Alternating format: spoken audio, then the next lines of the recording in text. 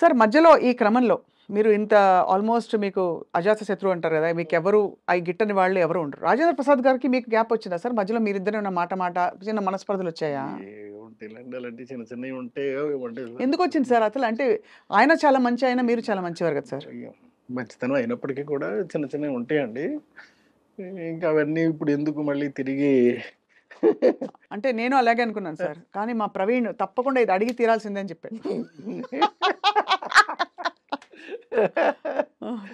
ఎందుకంటే మాది కూడా ఇప్పుడు అంటే ఈ ఇంటర్వ్యూ కూడా మాకు the knowledge sir. Rajendra Prasad చాలా మంచివాడండి. హ్మ్. మంచివాడు కాబట్టే నా ఆర్గానిక్ మావుకి వచ్చినప్పుడు కూడా చేశాడు మళ్ళీ. హ్మ్. ఇది నాకు ఈ సమస్య మాయిలో ఉన్నప్పుడు వచ్చిందండి. హ్మ్. మాయిలో ఉన్నప్పుడు వచ్చింది కదా అలాగని చెప్పేసి ఏమీ ఆగలేదు తర్వాత. తర్వాత నేను సినిమాలు చేయలేదండి ఆయనతోటి. తర్వాత ఏదో సరదాగానో ఏదో అలాంటి సినిమా ఒకటి చేశాను. అప్పుడు కూడా ఆయన చేయడానికి సిద్ధపడ్డాడు ఆయన. హ్మ్. కానీ మీది భలే కాంబినేషన్ మీ ఇద్దరిది. చాలా మంచోడండి మనిషి. మంచోడు. కాకపోతే చిన్న తిక్క ఏంటంటే చిన్న ఇబ్బంది ఒకటి ఉంటదండి. చిన్న ఈగోనెస్ ఇంకోటో ఉంటాయి. బతిమాలుకుని చేయించుకోవాలే తప్ప హ్మ్. అదే. సో, యాక్చువల్లీ మీకు పెద్ద సవాలే. మామూలుగా కూడా అంటే అందరికీ చెప్పి మీకు కావాల్సినట్టు చేయించుకోవడం అనేది. చేయించుకోవాలి బట్ అంత ప్యాషన్‌తో ఎన్ని సినిమాలు, ఎంత మంచి సినిమాలు తీశారు కృష్ణారెడ్డి గారు మీరు.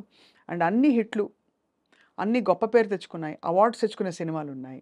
అసలు 'యమలీలలో' అలీ గారిని పెట్టాలి హీరోగా అని ఎంతమందికి స్ఫురిస్తున్నాడు ఆ టైంలో? ఉండదు ఎవరికీ. అంటే అప్పటికి నేను బాగా ఎదిగి ఉన్నానండి. ఇప్పుడేంటంటే అప్పుడు చాలామంది నాకు పెద్ద వాళ్ళు కబుర్లు చేశారండి. పెద్ద హీరోలు. హ్మ్. ఈ అదేదో ఆలీని పెట్టి చేస్తున్నారట కదా మీరు. మేము చేస్తామండి అది అలాగని. ఇవే ఇప్పుడు వేరే పెద్ద హీరోలు.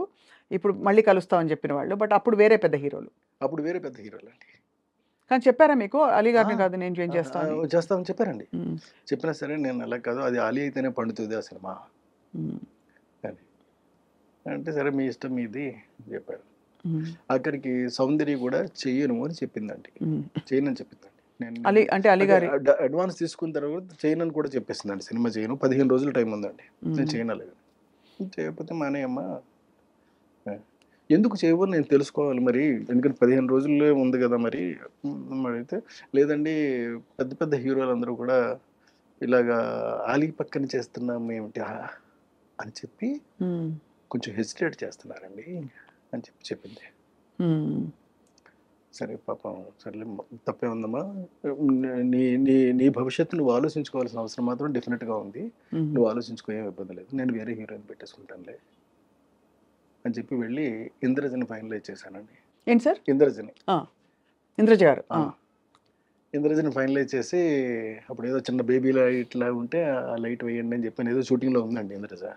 లైట్ వేస్తే చూసి అమ్మాయి బాగుంది. ఓకే అని చెప్పాను. అంటే నేను ఆలోచించాల్సిన ఫేస్ వరకే కదా! నేనేమి అంటే ఇంకేమి ఇంకేమి స్ట్రక్చర్‌లు మీకు చూసి ఇయన్నీ చూడవలసిన అవసరం నాకు లేదు. ఎప్పుడు అసలు మీరు అది అంటే కన్సిడర్ చేయలేదా సార్? ఫిగర్ ఎలా ఉంది? ఎప్పుడు ఫిగర్ గురించి నేను పట్టించుకోనండి. ఫేస్ మాత్రం పట్టించుకుంటాను. చాలా ఎక్కువ పట్టించుకుంటానండి. ఎంతలాగంటే నేను బాగా అంటే బాగా డీపర్‌గా వెళ్ళిపోతానండి. అంత పర్ఫెక్షన్ వస్తదా రాదా? ఎక్స్‌ప్రెషన్ అంటే కళ్ళతోటి చెప్పేది ఉంటదండి. ఆహ్, చిక్స్‌తో చెప్పేది ఉంటదండి. నవ్వుతో చెప్పేది ఉంటదండి. ఇట్లా రకరకాలుగా ఉంటాయండి. నొసలతో చెప్పేది ఉంటదండి. ఇవన్నీ పలుకుతాయా? పలకవా? అని మాత్రం చెక్ చేసుకుంటానండి. చేసుకున్న తర్వాతే నేను ఓకే చేస్తానండి. సో, అలా ఇంద్రజ గారిని అంటే కాకపోతే మరీ కొంచెం ఇలా లావుగాను ఇలా ఉంటే ఇప్పుడున్నటువంటి టర్మ్స్‌కి కరెక్ట్ కాదు కాబట్టి కాస్త స్లిమ్‌గా కాస్త బాగా ఓకే. ఎలా ఉన్నా. బట్ ఫేస్ మాత్రం చాలా ఎక్స్‌ప్రెసివ్‌గా ఉండాలండి. మళ్ళీ గుడ్‌గా ఉందా? బ్యాడ్‌గా ఉందని కూడా నేను చూడనండి. ఎక్స్‌ప్రెసివ్‌గా ఉండాలది.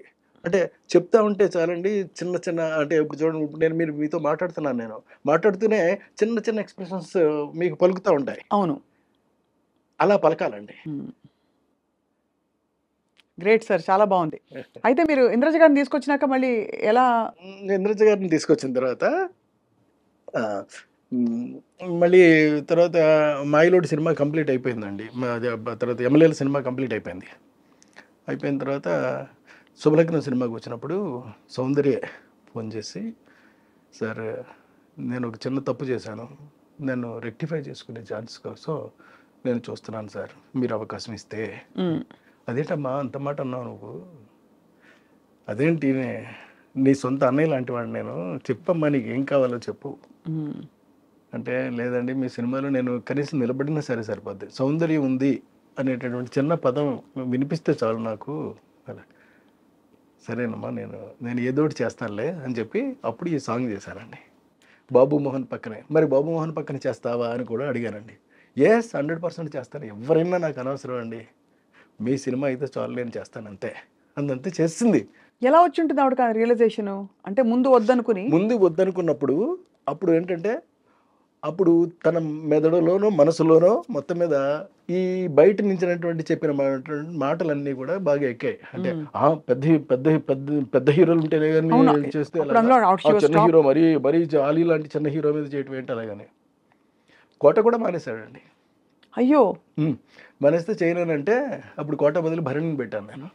అందుకనే మీకు అప్పటి నుంచి కూడా నాకున్న అనుభవంతో అండి నేను చెప్తున్న మాట ఏంటంటే, క్యారెక్టర్ కన్నా చిన్న హీరోని పెట్టుకుంటే, చిన్న ఆర్టిస్ట్ని పెట్టుకుంటే ఎప్పుడు మీకు నో చెప్పే ప్రసక్తి ఉండదండి. మనం ఏమైతే అనుకుంటున్నామో అది ఎగ్జాక్ట్గా తీసుకురాగలుగుతాము.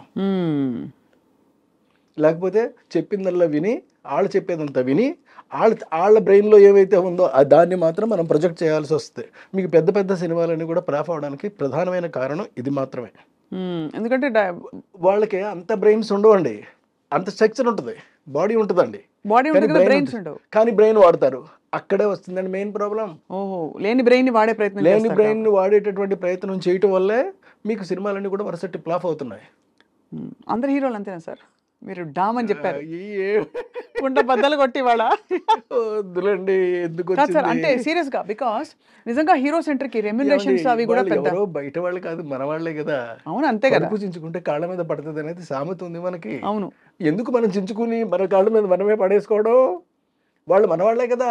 పోనీ ఒక క్లాత్ వేసి అప్పుడు కడుపు చించుకుందాం సార్, క్లాత్ తీసేయచ్చు. అంటే నేను అడగడం అది కాదు సార్, నిజంగానే హీరో సెంట్రిక్ సినిమా బాగా అది ఇంకో స్కూల్ ఆఫ్ థాట్. అంటే హీరో కోసం డైలాగులు ప్లానింగ్, స్క్రీన్ ప్లే ప్లాన్ చేయడం, అది ఇది అలా ఆ స్కూల్ ఆఫ్ డైరెక్టర్స్ కూడా చాలా మంది ఉన్నారు.